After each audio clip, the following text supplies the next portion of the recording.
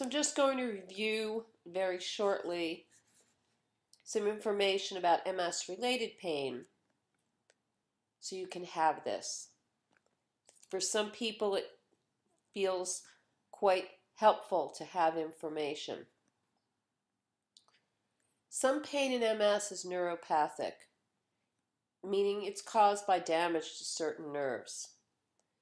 With spasticity, muscle spasms or cramps called flexor spasms can occur, and this causes discomfort. Pressure on the body caused by immobility, incorrect use of mobility aids, or the struggle to compensate for a gait can cause pain. Some pain medications can modify how the central nervous system reacts to pain. And with stress management, we are also modifying how our bodies will react to stress. So, let's look at stress and pain, a basic overview. Unregulated stress can cause inflammation. Inflammation can cause pain and discomfort. Stress can also cause sleep disturbance, and sleep disturbance can cause fatigue, and it puts more physical stress on the body, which can in turn cause pain. The stress and MS connection.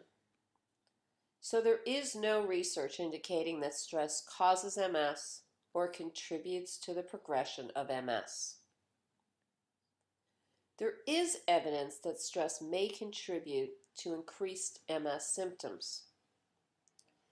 These symptoms include increased fatigue, balance difficulty, sleep and eating disturbance, disturbance in elimination, and pain. Inflammation, as we reviewed, is a factor with MS symptoms. So regulating your stress can be helpful in managing both pain and MS. Now, it's important to know that stress can cause difficulties with people that have MS and people that don't have MS. It's just that if you have MS and you're already struggling with fatigue and balance difficulties and maybe pain or disturbance in elimination, it's even more important for you to be aware of how stress is affecting you. So let's go on to some coping strategies. Let's take a look at what we do with all of this stress. So there's three types of coping strategies, three big categories. One is avoidance, something that takes your mind off of it. One is instrumental, dealing with stress in a way that may do something about it, change something. And one is psychological, getting in touch with feelings about it, seeking support, something that will help you feel better.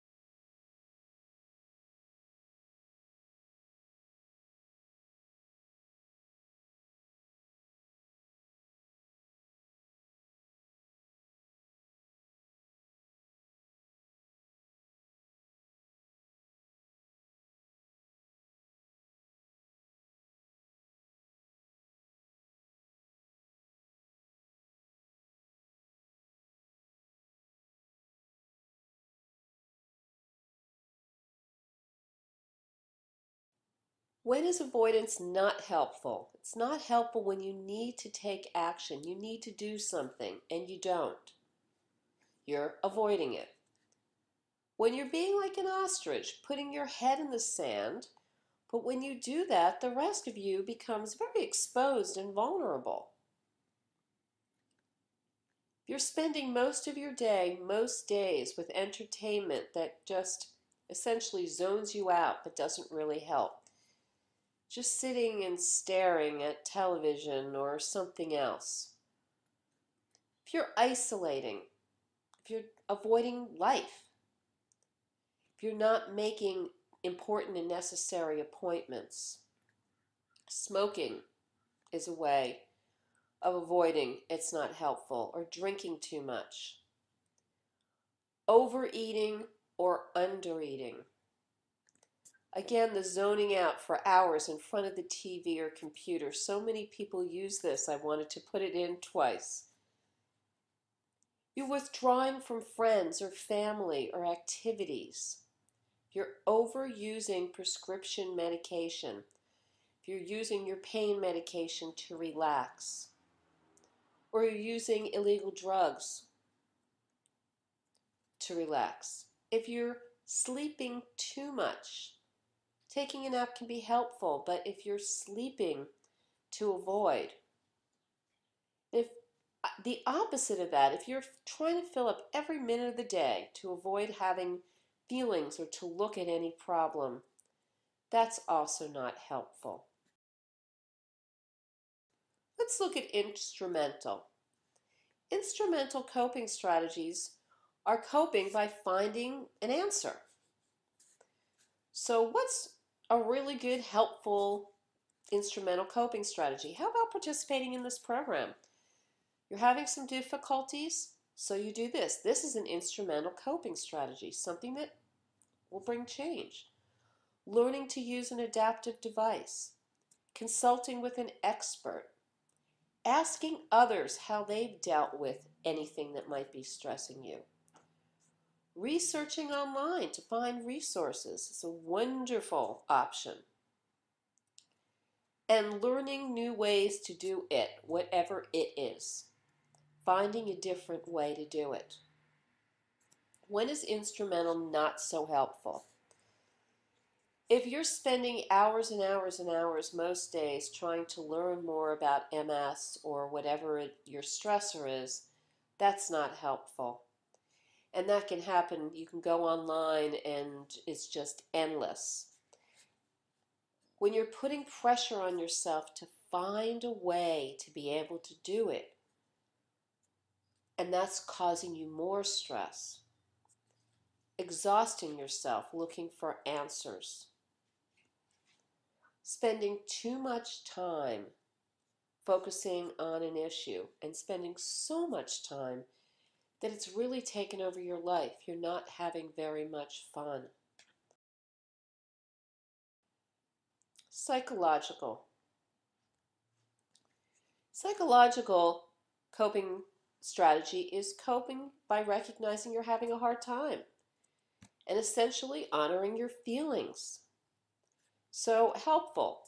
Going to a healthy self-help group. I say healthy. What's a healthy self-help group? Where people are supporting each other and they're looking for ways to help, ways to support.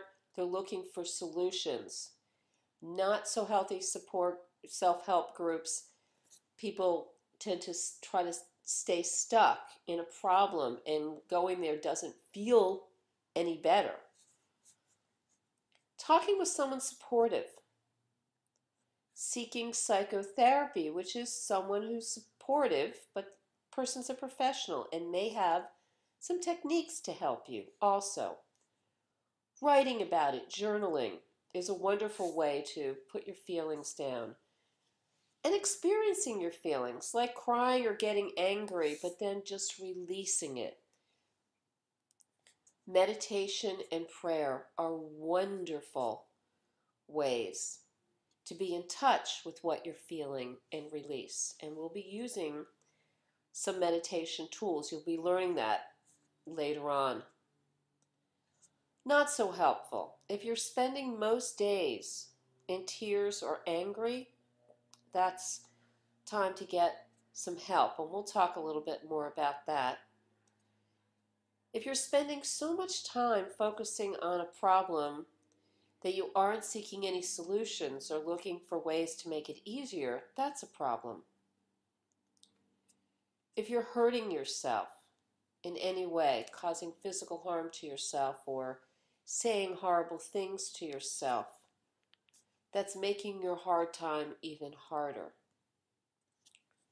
If you're spending so much time with this type of coping that it becomes avoidance, so you're spending so much time recognizing your feelings or writing about your feelings or praying or meditating with your feelings that you're avoiding the issue, then that's the extreme. Then it's not so helpful. So as you can see, any of these, either way, is out of balance. And you need to be asking yourself, is this helping me? I'm looking for something that will help me lower my stress. So let's look at helpful coping skills. Learning when and how to say yes and when and how to say no is so important. Being realistic about how much you can do in an hour a day. Learning to be proud of yourself for doing what you can and then taking a break. Asking for help. It's a really helpful coping skill. Ask for help. If it's really difficult for you, if it's causing you too much stress, if you can't figure out how to do it, ask for help. Don't sweat the little things, as people say.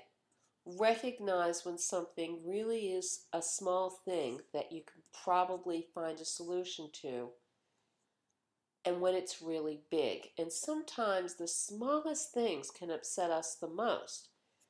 And that's okay. We get upset, but then just recognize, hey, in the scheme of my whole life, this is a small thing.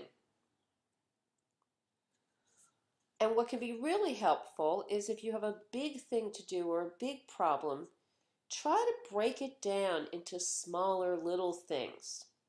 And as people say, don't sweat the little things. So see if you can break it down to manageable tasks for yourself. Admitting when you're wrong or in over your head is a really helpful coping skill. And then if you're in over your head, ask for help. So sometimes we get so caught in, I said I would do it, I said I could do it, and then realizing, well, maybe I wasn't right about that. Maybe I can't do this on my own. I need to ask for help. So that leads to letting go of control. Need to ask yourself, if it doesn't get done or it doesn't get done my way, is someone going to die from this? If someone's not going to die, it might be important to think about letting go. If someone is going to die, definitely need to ask for help. But maybe you need to ask for help anyway. So let's look at some more helpful coping skills. As much as possible, avoid people that increase your stress. And you can use the stress log to help you figure this out. If you keep on having interactions with someone and they're afterwards you're putting negative, that person is causing you a lot of stress. Now, if that person is someone that you need to be in relationship with for whatever reason, that's when you get to use some of your stress reducers, your coping skills. But really evaluate if you need to be in this relationship, whatever the relationship is. How important is it? And you can also ask yourself, is there a way that I'm reacting too much to this particular person or situation, and I could make it easier for myself? So that brings us to really learning about what are stressful situations for you. What is stressful for one person isn't stressful for someone else. What might have been easy for you a month ago may cause you stress now. Or what caused you stress a month ago may feel a little bit easier now. So learn about these stressful situations. Avoid them if you need to avoid them, or adjust to them. And once again, your stress log can really help you learn about what's really and truly stressful for you. Don't do anything until it hurts. It's important to listen to your body and to yourself and to not push too hard. It's very important to push yourself just a little bit. Allow yourself to go a little bit outside of a comfort zone so you can maybe learn something. But you really want to be aware of when you're pushing too hard. It's important to voice your concerns in a healthy way and to actually voice them.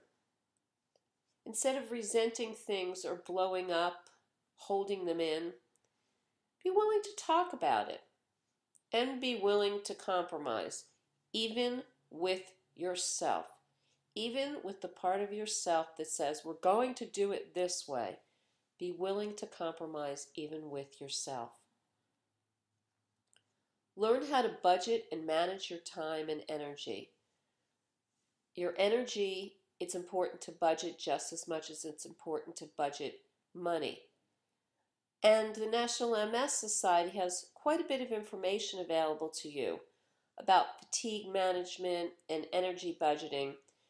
But fatiguing yourself is very stressful, and it causes emotional stress trying to push yourself beyond what you can do. If all else fails, if you've tried everything else and nothing else is working, then it's time to adapt to the situation and adjust your attitude.